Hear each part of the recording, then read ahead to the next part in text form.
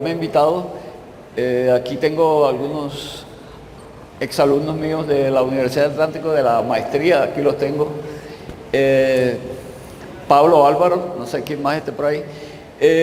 Algunas de estas cosas que voy a plantear ya ellos la conocen, pero para un público tan joven como el que está aquí, creo que vale la pena hablar de esto que yo considero que son los retos y exigencias de la lingüística contemporánea frente a la realidad lingüística. Siempre comienzo con este epígrafe, una frase de mi profesor Patrick Chabadó que dice: en asuntos de lenguaje, un gato rara vez es un gato.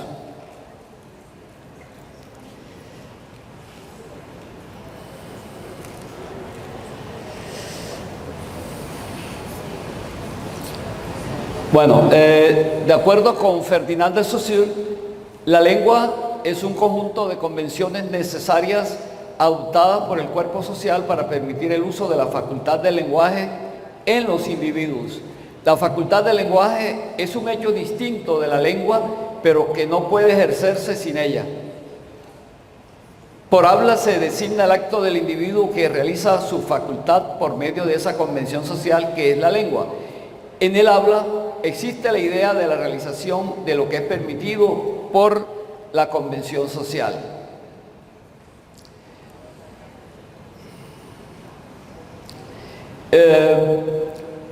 Ahí en ese triángulo ustedes ven los tres elementos: lenguaje, lengua y habla. A partir de lo dicho por Broncar, señala que el lenguaje es la facultad de la especie humana, como ya se dijo, como lo decía Saussure.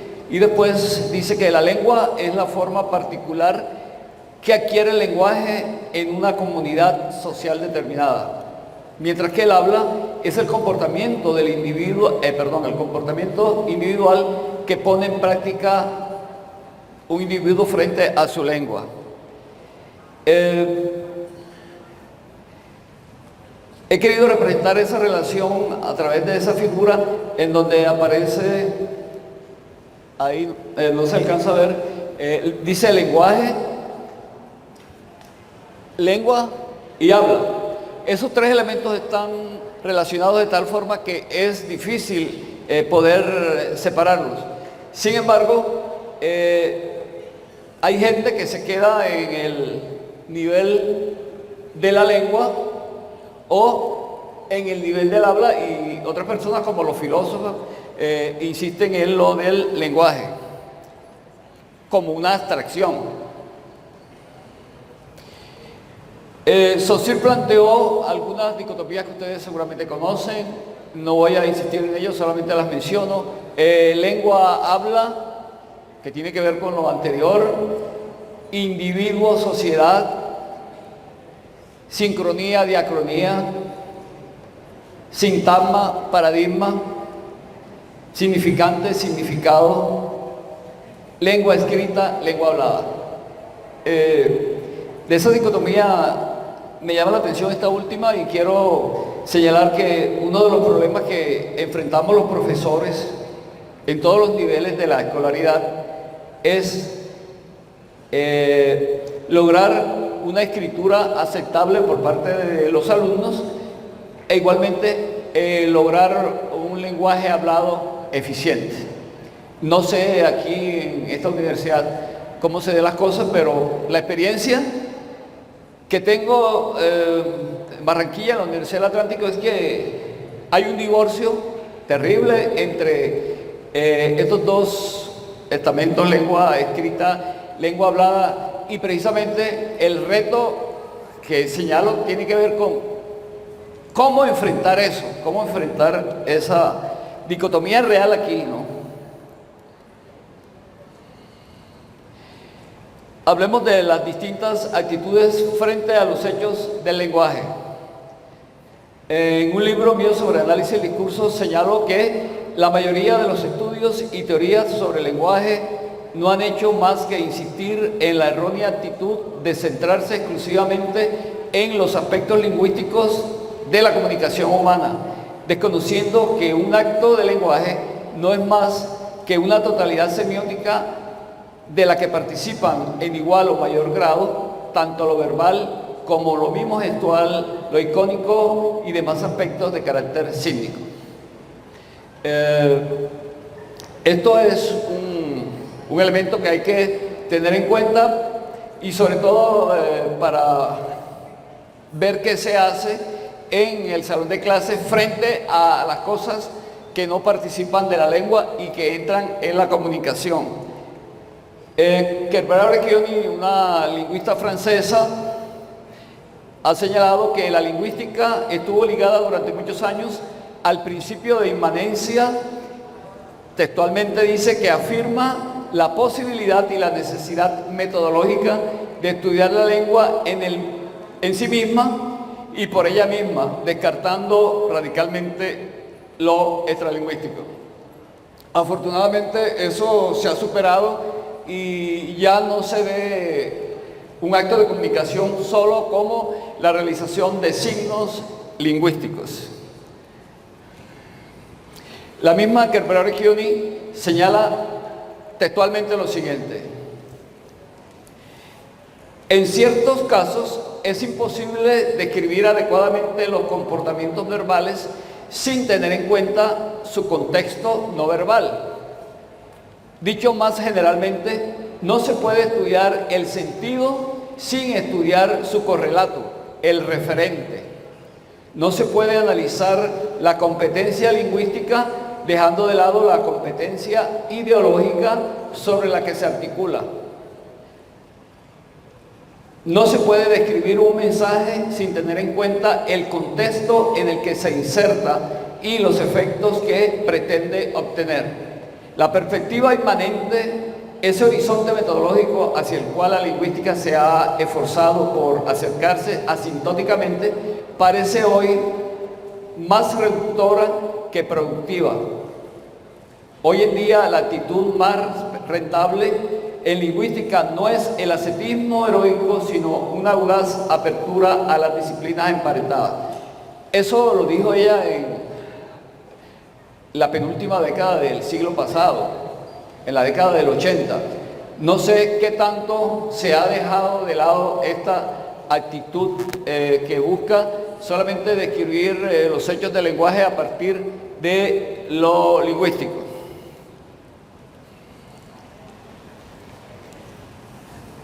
Veamos algunas actitudes opuestas frente al lenguaje como objeto de estudio.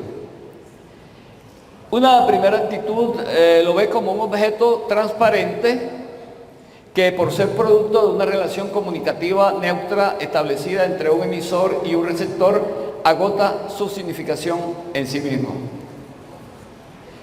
Otra actitud consiste en verlo como un objeto no transparente cuya significación no solo depende de su forma explícita, sino de la confrontación de las condiciones de producción e interpretación de cada acto en particular. Esto lo tomo de uno de los libros de Patrick Chabodot sobre análisis del discurso.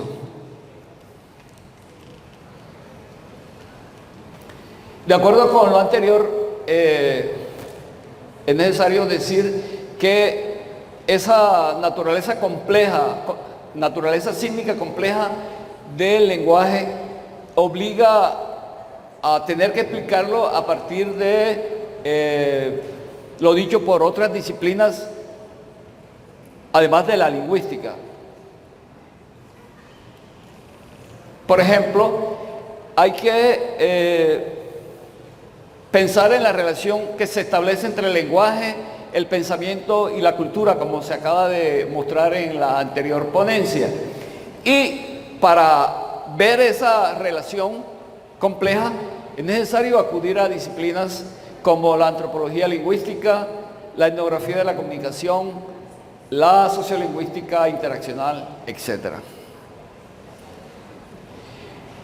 Una segunda relación tiene que ver con el engranaje, lenguaje, realidad, cognición. Repito, en la anterior ponencia, este aspecto cognitivo y la realidad misma juega un papel importante en el uso de la lengua y además en la valoración que hacen los individuos de la misma.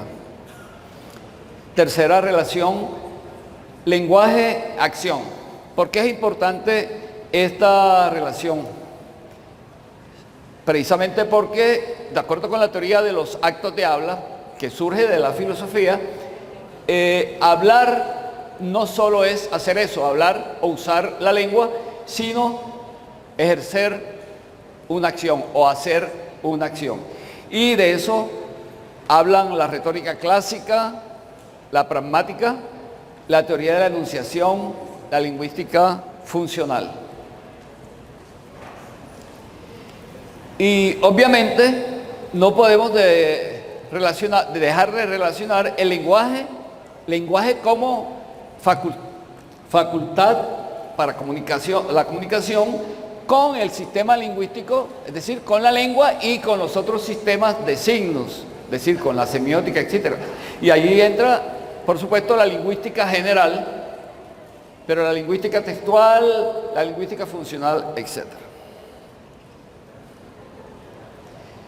¿Qué es entonces discurso?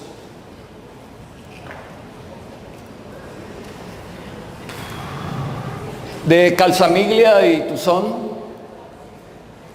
dos autoras españolas, tomo esta cita para caracterizar lo que es discurso. Hablar de discurso es, ante todo, hablar de una práctica social, de una forma de acción entre las personas que se articula a partir del uso lingüístico contextualizado, ya sea oral o escrito. El discurso es parte de la vida social y a la vez un instrumento que crea la vida social. Desde el punto de vista discursivo, hablar o escribir no es otra cosa que construir piezas textuales orientadas a unos fines y que se dan en interdependencia con el contexto lingüístico, local, cognitivo y sociocultural. ¿Para qué sirve el análisis del discurso? Según Calzamiglia y Tuzón, el análisis del discurso es un instrumento que permite entender las prácticas discursivas que se producen en todas las esferas de la vida social en las que el uso de la palabra oral y escrita forma parte de las actividades que en ellas se desarrollan. Se puede aplicar allí donde se dan relaciones interpersonales a través del uso de la palabra y personas con características diferentes, por edad, sexo, lengua, nivel de conocimiento, origen de clase, hombres y mujeres, enseñantes, origen étnico, profesión, estatus, etcétera, que se ponen en contacto, hombres y mujeres, estudiantes y aprendices, médicos y pacientes, especialistas y legos, administradores y usuarios de la administración, anunciantes y consumidores, etcétera. El análisis del discurso se caracteriza por explicar hechos del lenguaje, pero en situación concreta en la que sujetos de carne y hueso hablan y se entienden. En esa gráfica he puesto el discurso en el centro porque considero que es el eje de la comunicación. Y ese eje de la comunicación tiene que ver, obviamente, con la lengua y además con los otros sistemas de signos. Tiene que ver con la oración. En análisis del discurso no se desecha la oración, como pretenden algunos. Con el enunciado como realización de las oraciones por parte de un sujeto de carne y hueso en una determinada situación, y el texto como la resultante de un acto de lenguaje.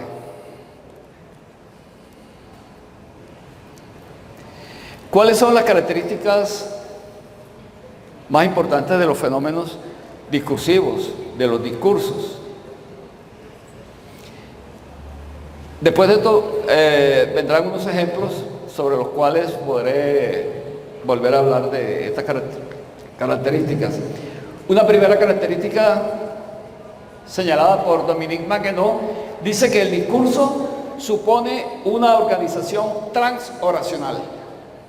Es decir, que la forma como se estructura el discurso tiene que ver con una de sus ejes fundamentales. Por ejemplo, si tomamos una noticia de periódico, el discurso no es solamente el texto lingüístico, sino es también la manera como ese texto se articula, se relaciona, los elementos que lo componen, incluso los colores de las letras, la manera como se ponen columnas, etc. El discurso es orientado. La orientación tiene que ver con el fin que se persigue al hablar. No hay ningún discurso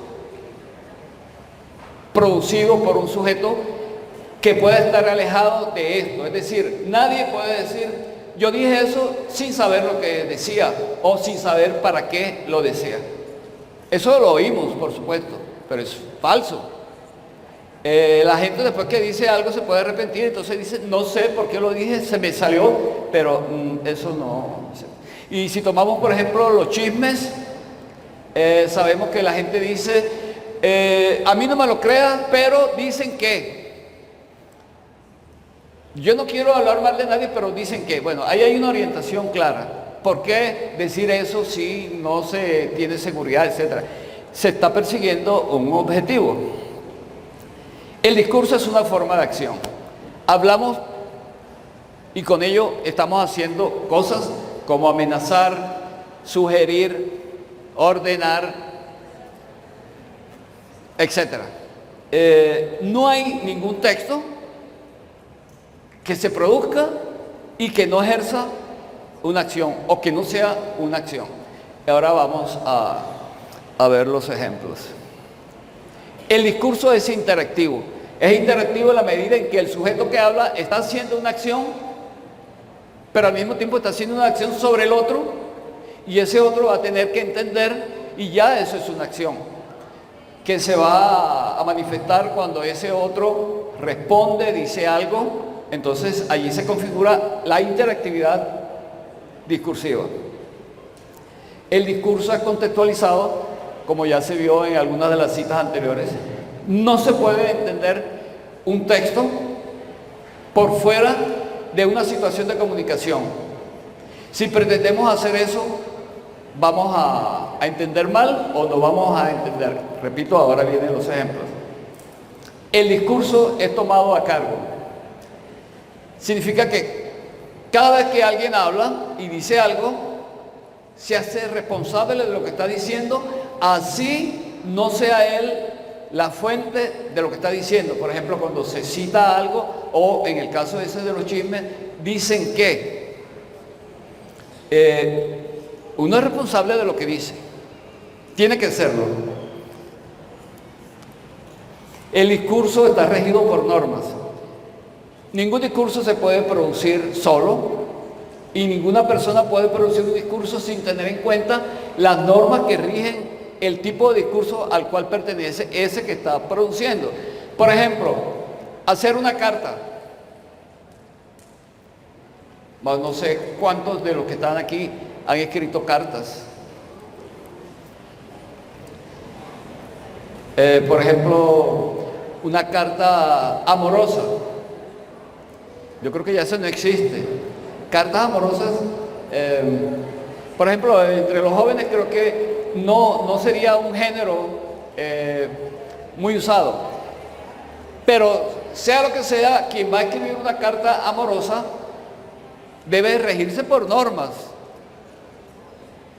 Y una de las normas es que haya un destinatario, una persona a la cual enviarle la carta, y usar unas formas canónicas de dirección hacia el otro o hacia la otra, fórmulas de despedida, etc. Hay una diferencia, por ejemplo, entre una carta amorosa y una carta comercial. Y si uno va a escribir una carta amorosa, no puede escribirla como si fuera una carta comercial. Distinguida señora, O apreciado doctor, a la novia o al novio, porque eso no hace parte de las normas de redacción de carta. Escribir un graffiti también tiene sus normas, y el que escribe graffiti sabe, vendrán ejemplos de grafitis. El discurso está captado en un interdiscurso. Esto significa que cuando hablamos, cuando producimos un discurso, lo hacemos a partir de otros discursos ya producidos, consciente o inconscientemente. Hay una relación de mi discurso con lo ya dicho, con lo ya producido. Es decir, no hay ningún discurso que sea nuevo, 100%.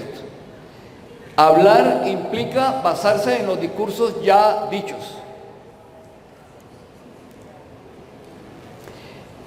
Esto aparece en Manguenot, en el diccionario de análisis del discurso de Charot y Manguenot, y la explicación la hace Dominique Manguenot. Y vienen 4 ejemplos.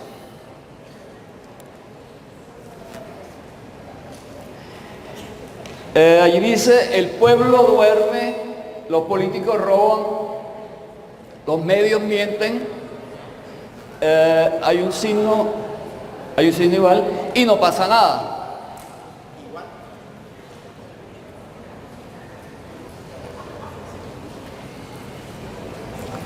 Volviendo a las características anteriores,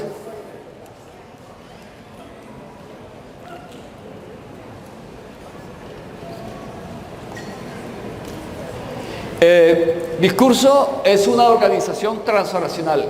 ¿Vieron cómo el grafitero dispuso los elementos lingüísticos que conforman su enunciado?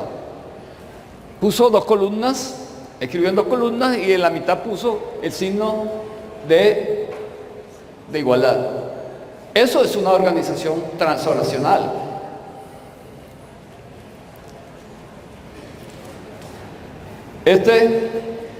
Tomado del periódico de la Universidad de Cartagena, dice: no al acoso.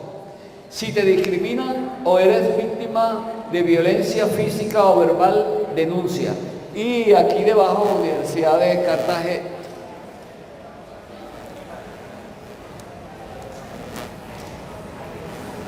¿Cómo?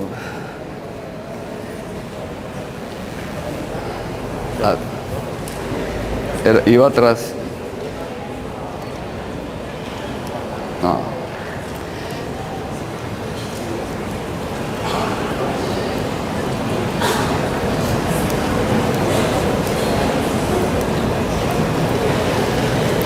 Veamos ese graffiti de la Universidad de Cartagena a partir de esos aspectos que definen los fenómenos discursivos.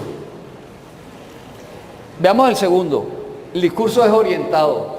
¿Por qué es un discurso orientado?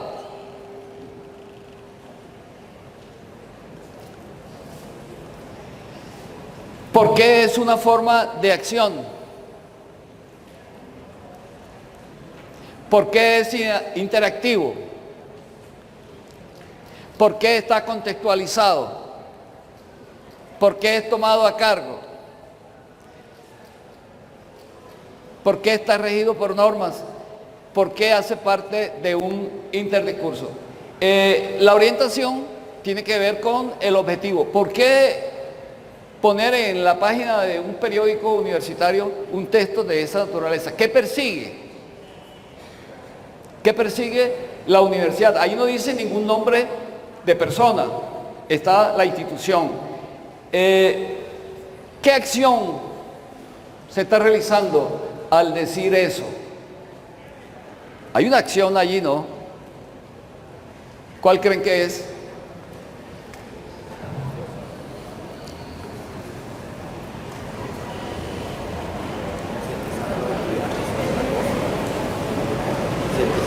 Concientizar a los estudiantes acerca de una conducta punible, etcétera.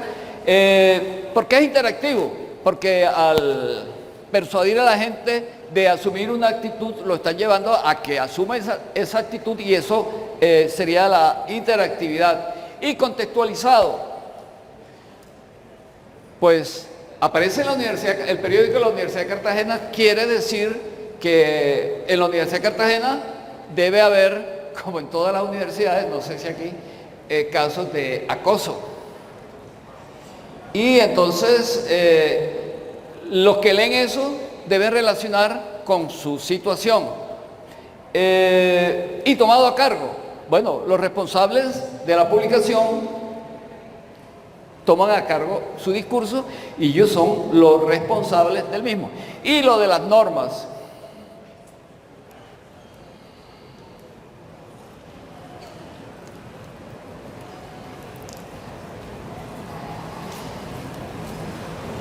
Lo de las normas.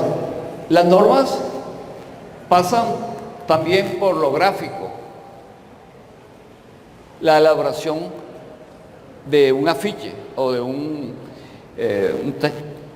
texto de esta naturaleza. Miren cómo ha sido diseñado. Eso significa que quien lo hizo siguió patrones propios de la elaboración de este tipo de textos. Ahora veamos una caricatura de Guerrero del Tiempo que dice: sigue la intolerancia. Creo que todos alcanzan a percibir lo que aparece allí. Hay unas nubes, hay una persona allá, o un santo, como quieran, diciendo: Jason, todavía no lo esperábamos, ¿qué pasó? Y Jason dice: me mataron por esta camiseta. Tanto la producción de esta caricatura como la interpretación pasan por el reconocimiento de las características antes señaladas. Y entonces veamos lo de tomado a cargo. Es Guerrero, el caricaturista, quien produce ese discurso, y lo hace con un propósito: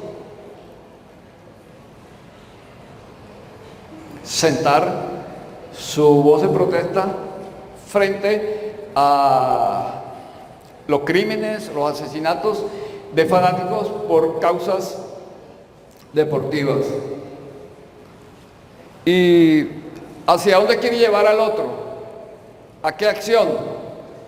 Bueno, aquí la cosa pasa por la motivación a la gente a que cambie de actitud frente a las masacres, a los crímenes que se producen en los estadios. Y la forma como se ha estructurado ese texto tiene que ver con las normas que rigen la elaboración de las caricaturas. Para hacer caricaturas hay que tener claro cómo se hacen. Y entonces aquí este señor Guerrero no es un novato, es un experto en eso. Además publica en el periódico El Tiempo, sabe cómo hacerlo, y miren cómo ha estructurado. Ya no es una estructuración solo lingüística, es decir, no solo dice Jason, todavía no lo esperábamos, qué pasó, etcétera, sino que hay una imagen que recrea el cielo o el más allá, y está representado eso por las nubes y San Pedro, se supone que es San Pedro, ¿no? Tiene un documento, yo no sé si en el cielo San Pedro tendrá documento, pero aquí aparece para mostrar cómo se administran las cosas desde ahí arriba, y la forma tan cándida como dice Jason: me mataron por esta camiseta.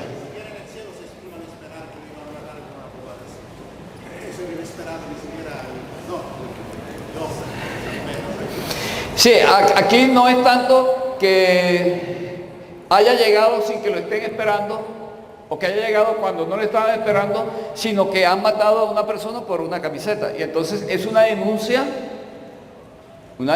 social que busca, persigue un cambio de actitud, un cambio comportamental.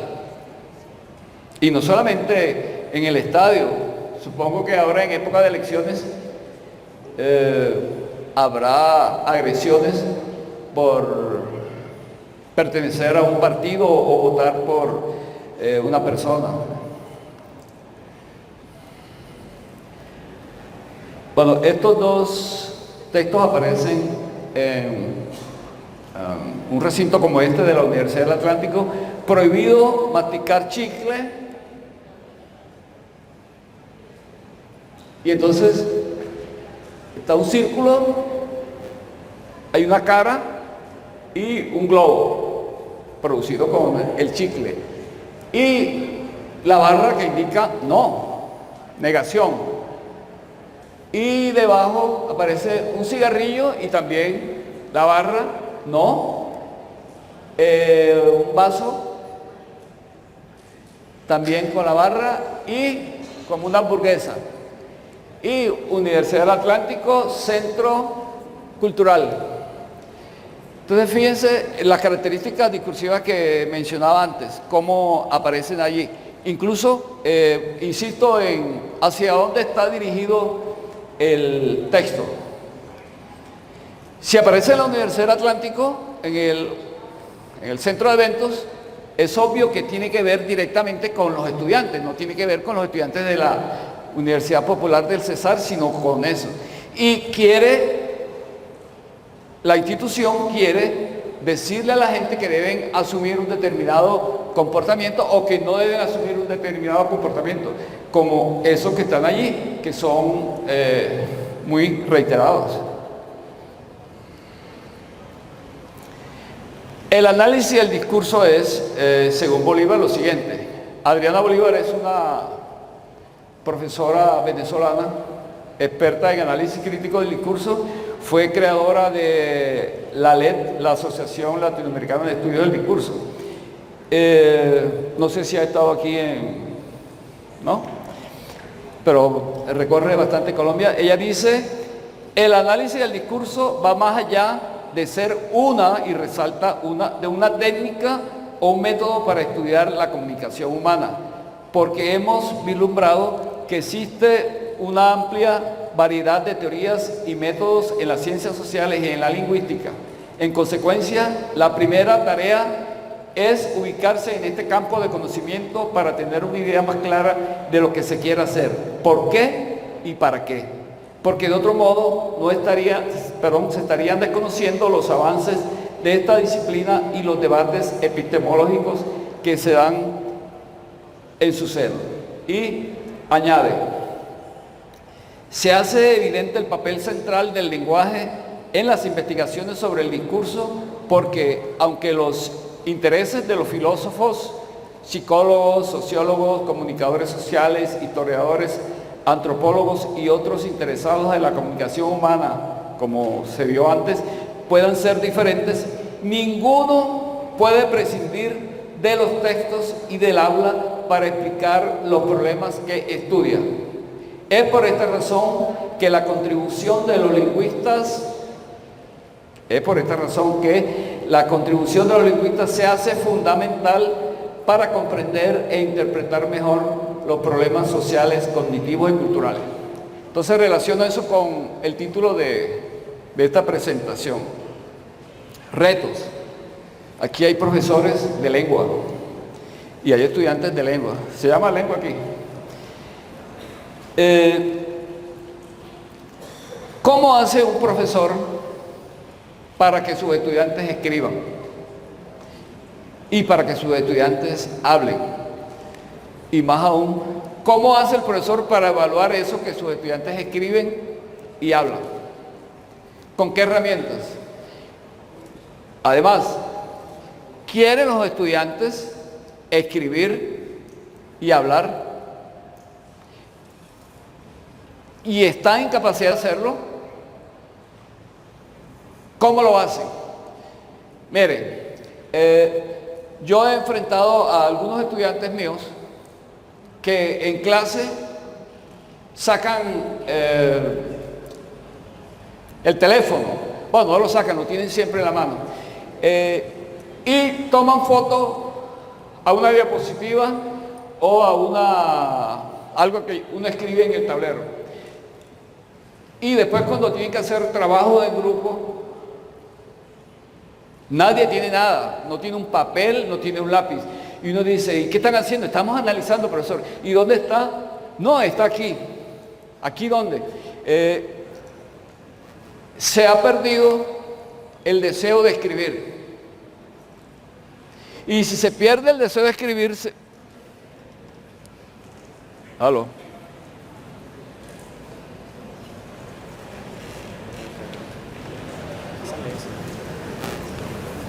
Gracias. Si se pierde el deseo de hablar y de escribir, obviamente que se pierde el deseo de pensar. Porque para escribir y para hablar es necesario el pensamiento. Y el pensamiento es una actitud frente a la realidad que no se puede asumir de cualquier manera. Y entonces, ¿qué ha pasado? ¿Desde cuándo comenzó esta debacle? ¿Será que los teléfonos tienen la culpa? ¿Los smartphones? ¿Los celulares? ¿Las redes sociales?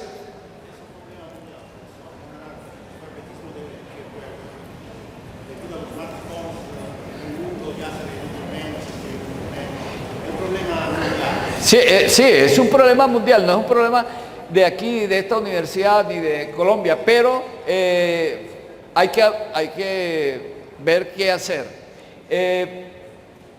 No sé si ustedes están de acuerdo conmigo en que si las cosas siguen como van, los seres humanos, en un momento determinado, no usaremos la lengua, sino usaremos emoticones o emojis, como se llamen. Y se perderá la capacidad de raciocinio o se regresará a un estado primigenio. No sé, ahorita podrán decir si están de acuerdo con eso o no.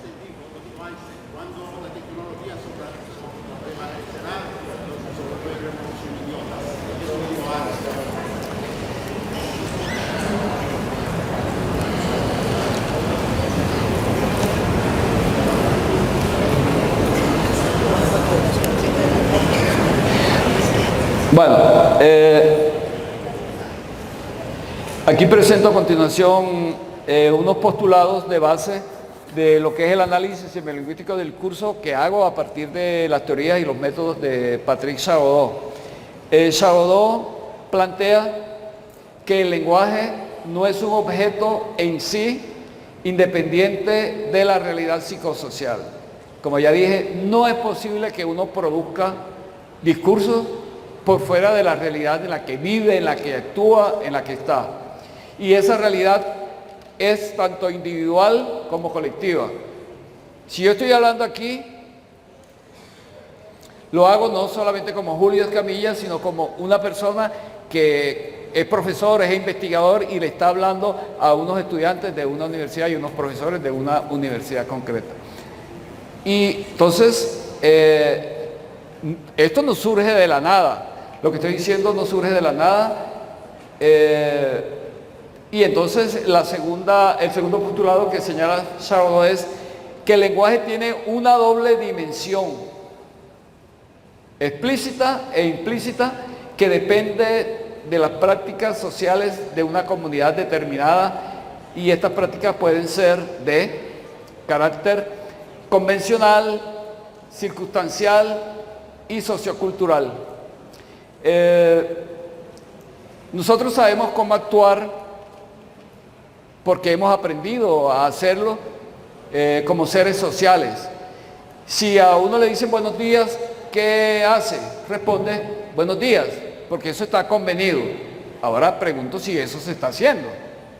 Si cuando uno saluda, cuando uno llega a un sitio y dice buenos días, los que, por ejemplo, a una oficina pública le contestan buenos días. A veces uno tiene que decir 3 y 4 veces. Bueno, entonces las prácticas están convenidas socialmente, culturalmente. Y También actuamos de acuerdo con la circunstancia en que uno esté. Nosotros, los costeños, somos muy renuentes a usar fórmulas de cortesía que usan las personas del interior. Y pongo un ejemplo que tiene que ver conmigo, no me da pena decirlo, algunos ya lo conocen. En Bogotá, una vez, hace unos 2 o 3 años, estaba buscando un sitio y se me ocurrió preguntar de la siguiente manera. El Teatro Libre, le pregunté a una señora que estaba vendiendo en la Plaza de la Orde, en la plaza esa que siempre muestran en televisión, y la señora displicentemente dijo, no sé. Había un señor allí y dijo, el Teatro Libre queda detrás, puede pasar por ahí. Y la señora dijo, yo sí sabía, pero como no pide el favor, bueno, eso tiene que ver con lo sociocultural, porque nosotros aquí en nuestro medio somos renuentes a usar la cortesía y nadie nos reclama por eso. Al contrario, si uno va a pedir un favor, ¿qué pasa? Si uno va, buenos días, amigo, por favor, rápido, ¿qué es lo que quiere? Porque está convenido socioculturalmente, ¿no? Entonces, estaba hablando de la relación entre lo explícito y lo implícito. Cuando yo digo el Teatro Libre, en Bogotá creo que estoy en Barranquilla, pero no estoy en Barranquilla, estoy en Bogotá. Y eso no se va a entender como se entendería en Barranquilla. Entonces, el darse cuenta de lo explícito y lo implícito pasa por esos aspectos ya, esas prácticas convenidas, esas prácticas circunstanciales y las prácticas socioculturales. ¿Alguien tiene el control del tiempo?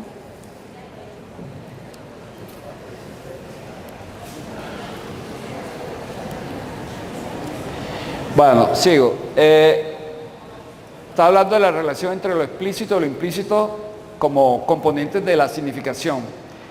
La significación depende, la significación depende de los sujetos que la construyen de manera consciente y no consciente y de la posición que ocupan los unos con relación a los otros. No hablamos de la misma manera si somos profesor o estudiante. No hablamos de la misma manera si somos hombre o mujer, si somos el marido o la mujer, si somos el padre o el hijo, si somos el policía o el conductor de la moto. El hecho de ser una de esas cosas implica una especie de circunstancia especial que hará que hablemos o escribamos de acuerdo con nuestra posición, lo que somos. Por lo tanto, el estudio de los discursos debe tener en cuenta las condiciones de producción y las condiciones de interpretación de cada discurso. Tener en cuenta las condiciones de producción y las de interpretación de cada discurso. Y entonces, allí aparece lo que se llama el sujeto que habla, que se llama en el análisis semiolingüístico sujeto comunicante, el sujeto que comunica, y el otro, el sujeto interpretante, que es el sujeto que tiene que interpretar lo que le han dicho y tendrá que no solo reconocer lo dicho explícitamente, sino lo que no está dicho con palabras o con signos, pero que hay que entender. ¿Y qué es lo que hacemos constantemente? Darnos cuenta de que lo que nos han dicho es apenas una parte mínima y que lo que hay que entender está por debajo de todo eso. Y tenemos que hacerlo, claro. ¿Y cómo lo hacemos? A partir del reconocimiento de las condiciones esas en que se ha producido el discurso y entonces sabiendo quién es el sujeto que me habla y quién soy yo. Por ejemplo, si yo soy un conductor de un vehículo y me detiene un policía de tránsito y me dice, estás caído, ¿qué debo entender? ¿Que me caí? ¿Que me tropecé y me caí? Por supuesto que no.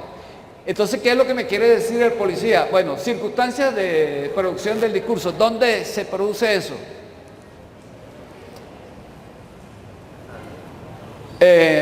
Un determinado lugar. Entonces, ¿qué hago? Saco el billete de 50 enseguida. Cuando estás caído, saco el billete y digo, oiga gente, mire, ¿verdad?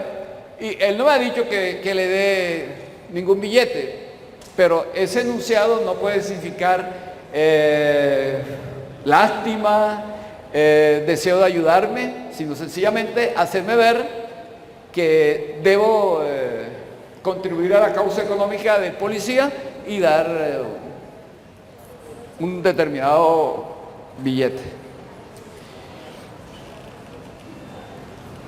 Pero además hay que tener en cuenta que esas personas de carne y hueso, que son el que habla y aquel al que le habla y que tiene que entender, se configuran discursivamente como imágenes. Y cuando yo hablo, busco transmitir una imagen de mí que sea válida para lo que yo quiero conseguir.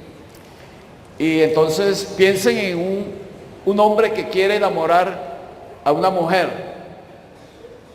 La imagen que proyecte ese sujeto, ¿cuál va a ser? ¿Será la de un hombre malo, mujeriego, borrachón, agresivo? Por supuesto que no. Eso no funcionaría. Entonces, ¿qué imagen de sujeto enunciante? Miren que es diferente el sujeto que enuncia, que es el que aparece hablando en el discurso, y el sujeto real. Ese sujeto que aparece hablando, aparece como una persona amable, bondadosa, buen amante, mejor dicho, el príncipe azul. ¿Y cuándo se da cuenta la persona que no era el príncipe azul? El primer día de...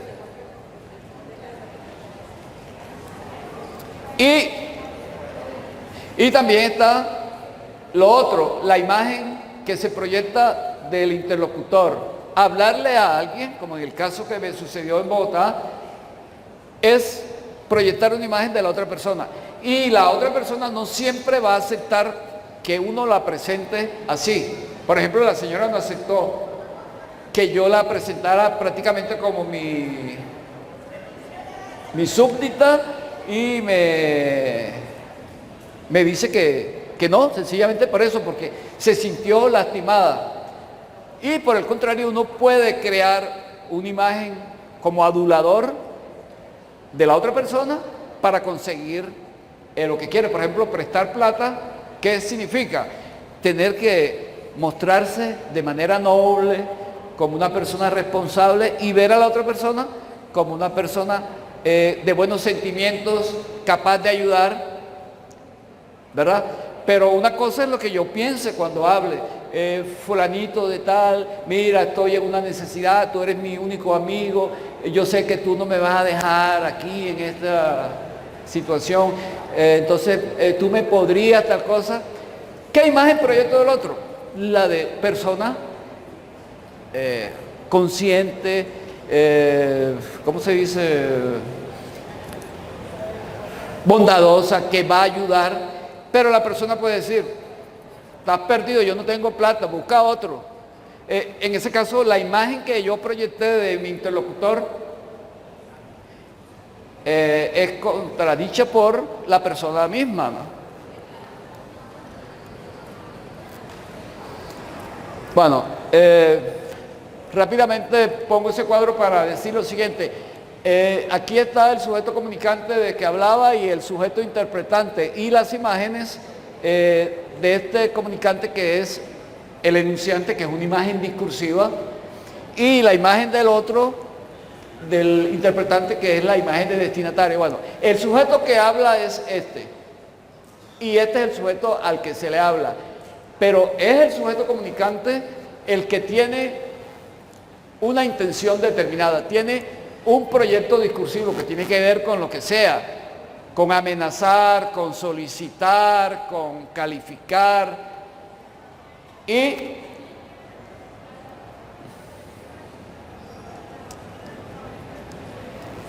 otra vez.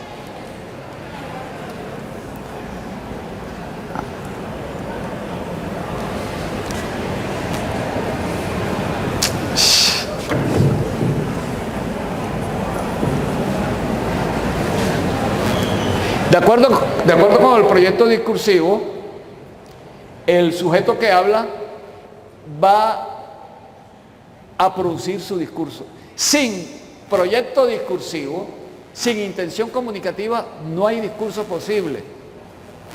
Ningún discurso sale de la nada. Sale de un sujeto que tiene una intención comunicativa, tiene un proyecto discursivo y se lo transmite al otro de las diferentes maneras que hemos visto antes.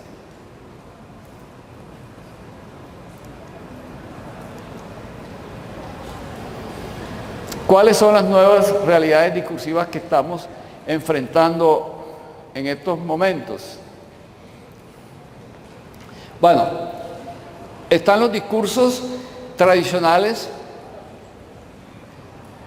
las conversaciones cotidianas, las informaciones periodísticas.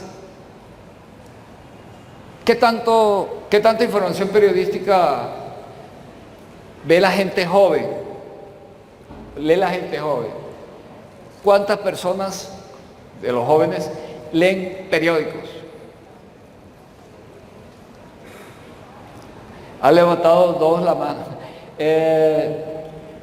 Los relatos literarios y los no literarios, los chistes, las canciones populares, etc.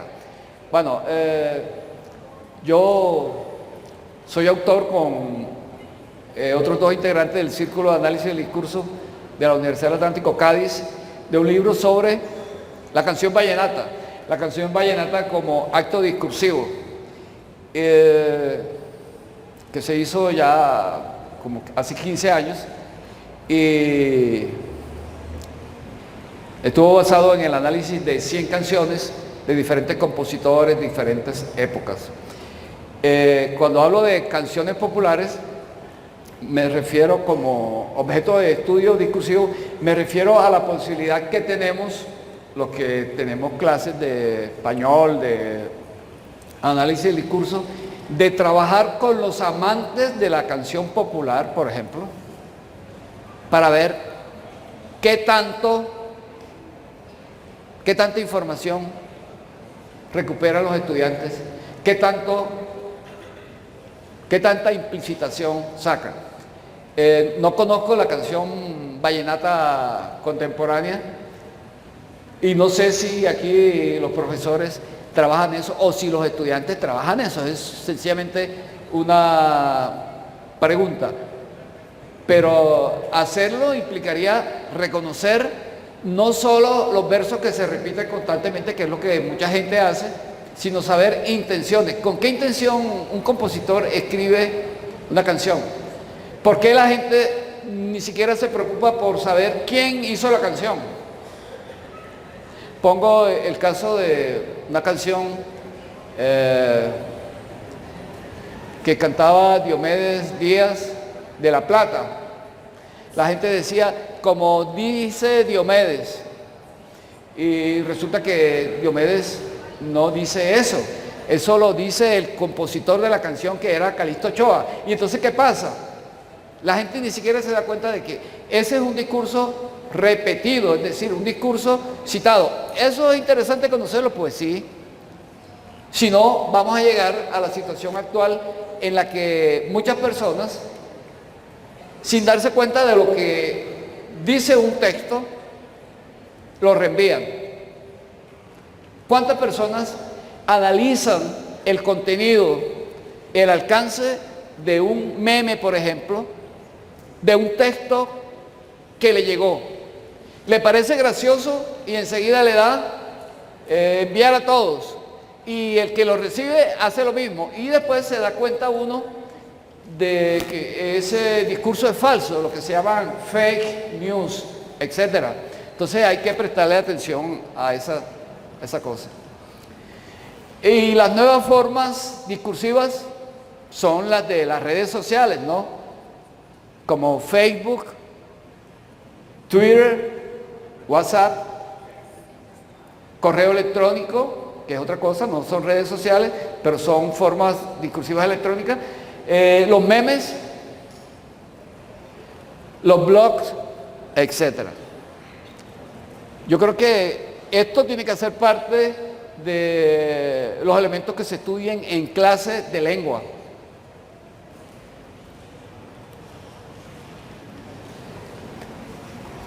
Esas nuevas formas discursivas constituyen un indiscutible poder colectivo. Eso lo tomé de un autor que se llama Del Potter, quien en 2017 habló de las redes sociales y señala justamente ese indiscutible poder colectivo. Se puede acabar con la honra de una persona o con la legitimidad de alguien, sencillamente porque a una persona se le ocurrió crear un meme y darlo a conocer. Repito, esas nuevas formas discursivas constituyen un indiscutible poder colectivo y deben ser integradas críticamente en el ámbito académico, pues muchas de ellas atentan contra la lengua misma y contra la actividad comunicacional inherente a la humanidad. ¿Por qué digo eso? Antes había señalado que parte de la respuesta, pero lo que tiene que ver con que van contra la lengua, ¿por qué estos medios, estos géneros discursivos van contra la lengua? Sencillamente porque los jóvenes, sobre todo, y las personas adictas, que no siempre son jóvenes, al teléfono, no se preocupan por escribir, primero, y cuando lo hacen, no se preocupan por escribir bien. Y segundo, desplazan las palabras por los emojis o por una letra. Iba a traer un texto de Juan Gosaín que salió el viernes de la semana pasada en El Tiempo, donde él se asombra de la manera como los jóvenes escriben y dice que, por ejemplo, a una persona mayor le resulta bien difícil leer un texto escrito por los jóvenes, no solamente los estudiantes, sino los jóvenes. Y lo de atentar contra la actividad comunicacional inherente a la humanidad. Miren, ¿qué ha pasado con la comunicación cara a cara? ¿Por qué si estamos, por ejemplo, alrededor de una mesa en un restaurante, nos comunicamos con los otros que están enfrente o al lado con un WhatsApp? ¿Por qué? Porque en la casa nadie habla con sus familiares directamente, sino desde el cuarto manda un mensaje: ya está la comida. Papi, déjame para el bus. Papi, déjame para el bus.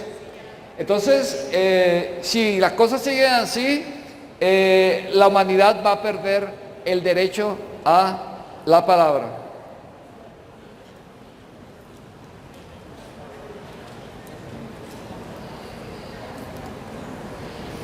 ¿Cómo hacerlo? Ese es el reto de los docentes encargados de los cursos de lengua en las instituciones educativas.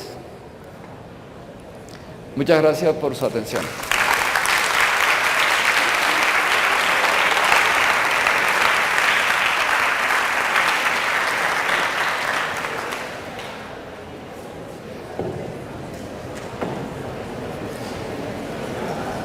Abrimos espacio para preguntas para el doctor Escamilla.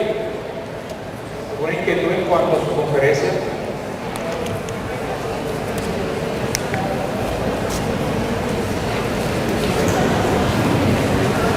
Bueno, primero que todo, buenas tardes. Me surgió una inquietud porque a lo largo de su ponencia nos dijo la importancia del discurso, las características del discurso, pero me gustaría saber si como tal el discurso sigue una estructura o tiene una estructura en particular.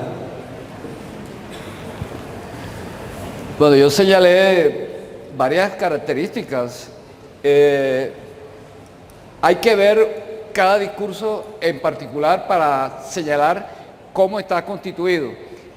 Señalaba que existen unas características genéricas propias del género en cuestión. Por ejemplo, la información periodística se estructura de manera diferente como se estructura una carta y como se estructura una conversación cara a cara y como se estructura un meme. Entonces, lo que sí hay son las características esas que yo señalaba a partir de Manguenó. Tiene que haber una intención, tiene que haber una situación de comunicación, tiene que haber una interacción, etcétera. Esas características que yo señalé. Pero no se puede decir que todos los discursos son iguales.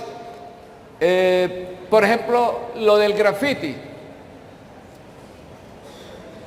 rompe con una de las características que tienen que ver con la destinación. Cuando yo estoy en la conversación, sé que estoy hablando contigo o con ustedes, sé quién es mi destinatario, lo conozco y lo puedo nombrar. En cambio, el graffiti se escribe para un destinatario anónimo, y el que lee el graffiti también percibe que hay un productor de ese discurso, pero no sabe quién es, entonces es anónimo. Y así sucesivamente. No sé si... Profesor, la mayoría de los que estamos aquí somos docentes en formación y pues tenido una pregunta de cómo el análisis del discurso de un estudiante nos ayuda a nosotros a elaborar estrategias metodológicas para no sé, abordar una temática dentro del aula de clase. Sí, es que cualquier tema que tenga que ver con lenguas debe asumirse como una realidad compleja, no estrictamente lingüística. Como decía allí, los hechos del lenguaje no son solo lengua, sino son una realidad de la que participa la lengua y participan los movimientos, los colores, bueno, tantas cosas que son de carácter semiótico. Entonces, trabajar en clase implica darle la importancia a todos los signos, a todos sin excepción. Entonces, yo no puedo trabajar, por ejemplo, una caricatura que está en un periódico a partir solamente de lo lingüístico, sino tengo que relacionar eso con las imágenes, con la disposición, con el tipo que hizo la caricatura, con el propósito, etcétera.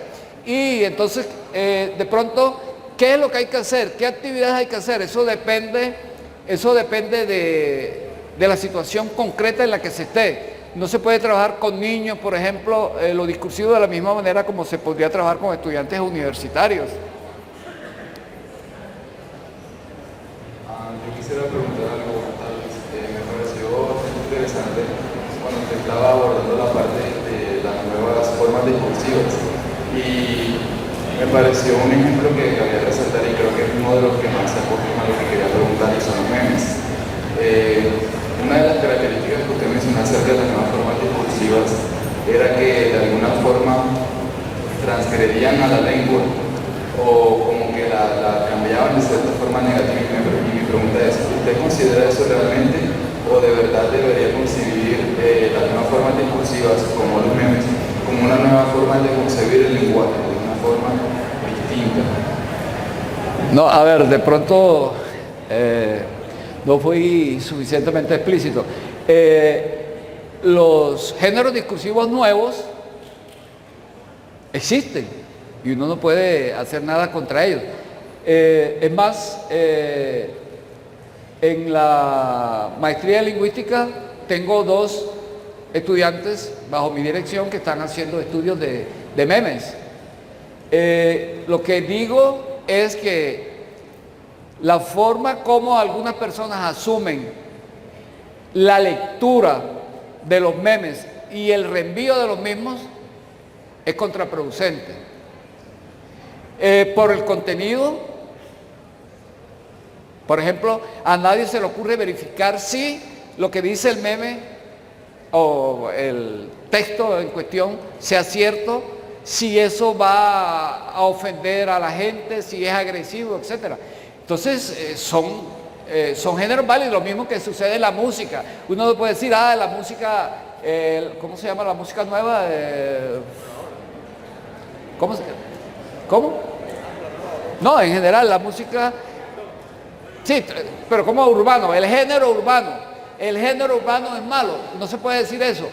Lo que he dicho y lo repito es que si la gente no es consciente del uso que hace de las redes sociales, se está atentando contra la comunicación humana.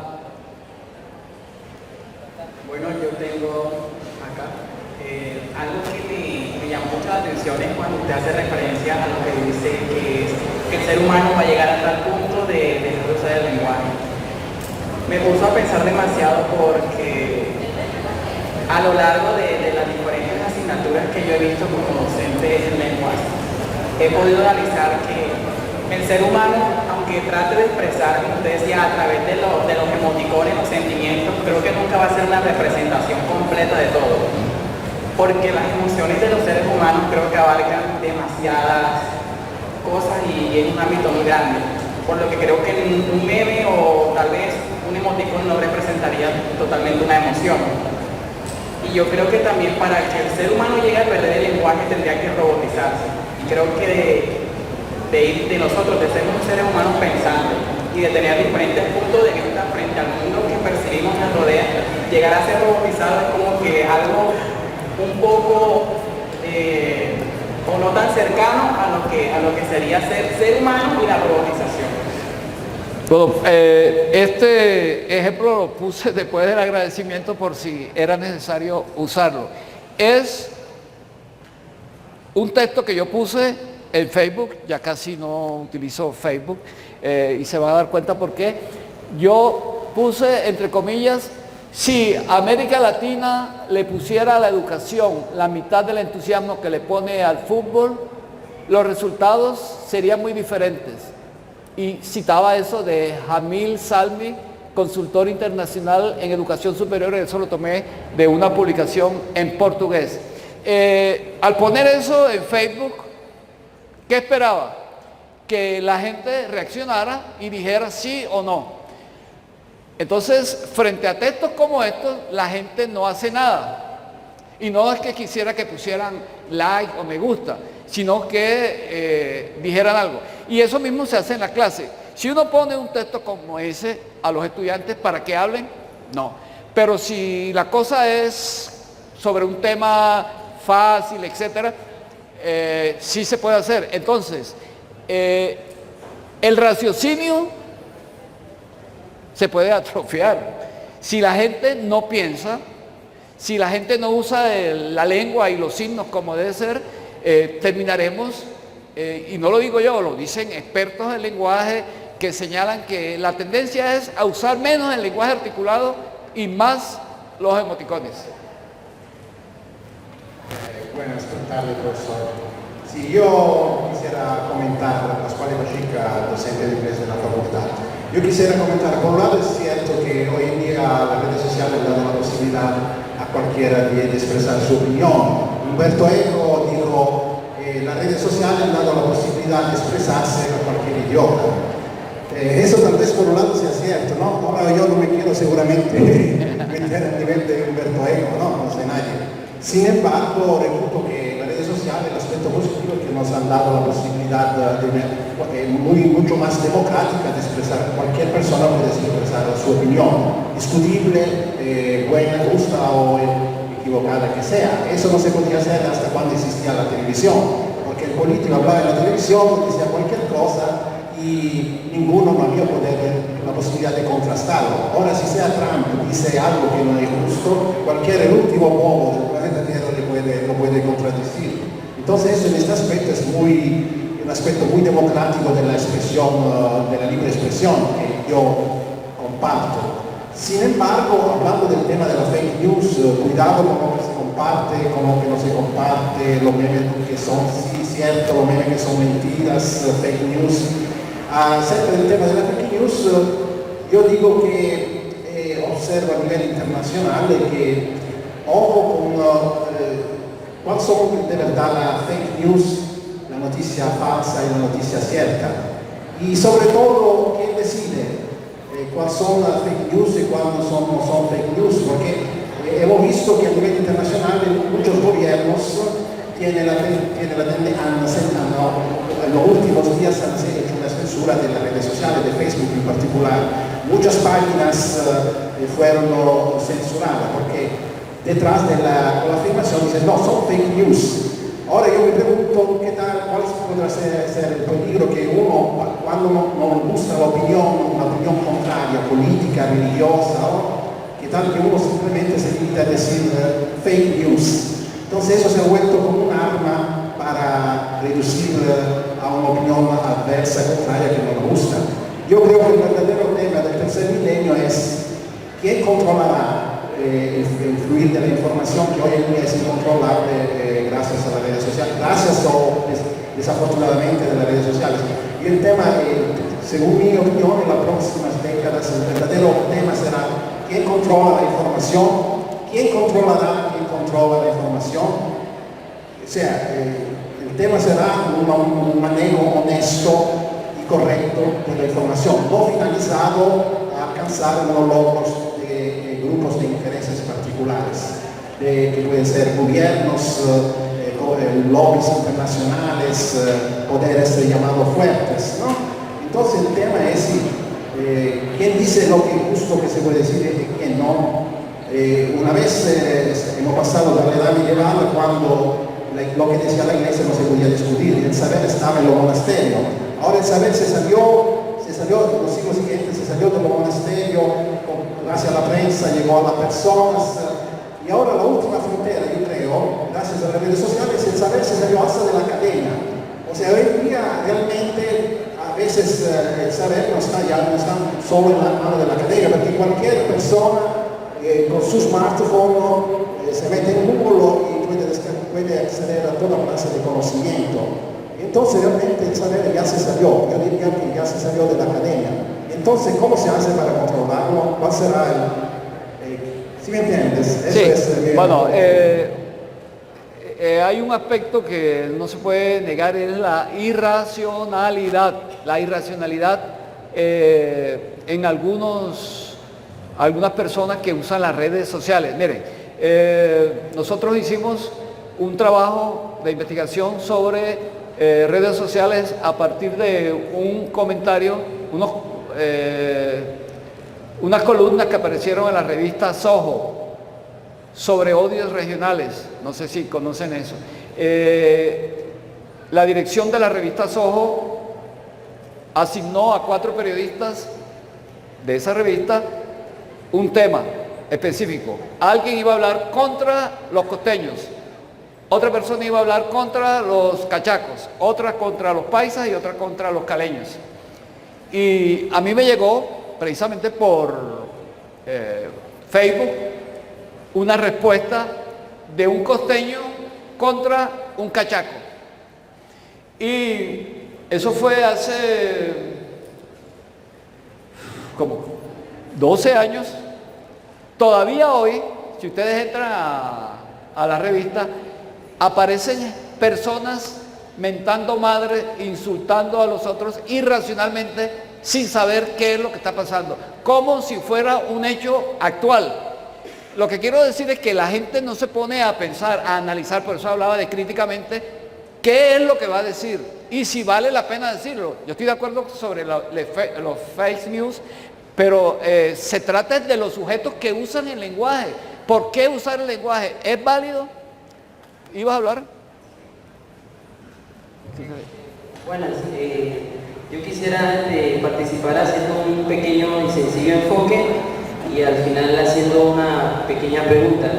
Como estamos en el tema del discurso y el uso del discurso, me parece de antemano muy espectacular el trabajo que usted hace, doctor, porque me acaba de iluminar, como dicen por ahí.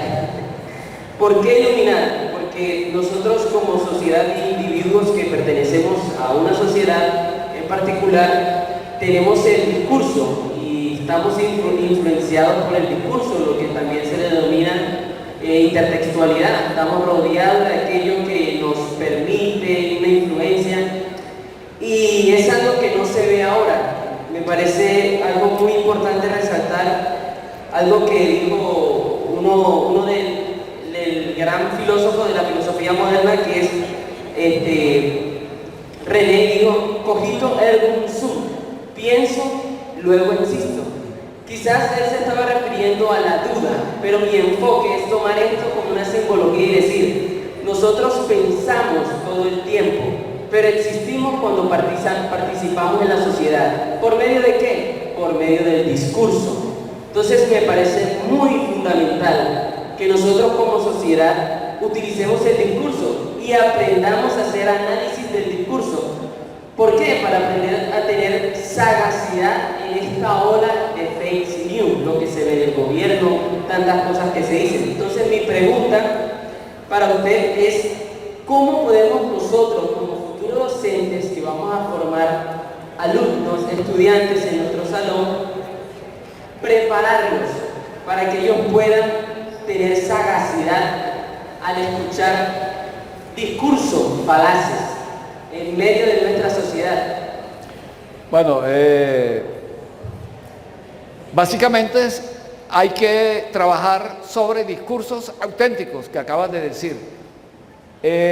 La clase de español o de inglés no se debe hacer solo sobre lo gramatical, que es válido, como señalé, sino sobre realidades discursivas concretas. Si a los estudiantes de un determinado curso se les pone a leer un texto y no solo se les califica con un trabajo escrito que se copia de las redes, eso pasa en todas partes.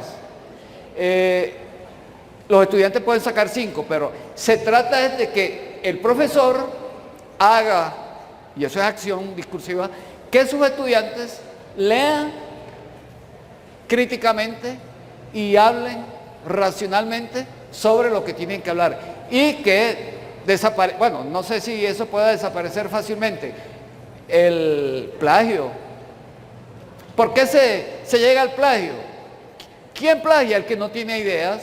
¿Y qué se hace? Ir a las redes o ir a internet y copiar y presentar una tarea. Y si el profesor califica esa tarea sin darse cuenta de lo que leyó, le va a poner un 5 al estudiante porque cree que es una... y ni siquiera se dio cuenta de que eso es un plagio. Eso es lo que puedo decir. Gracias.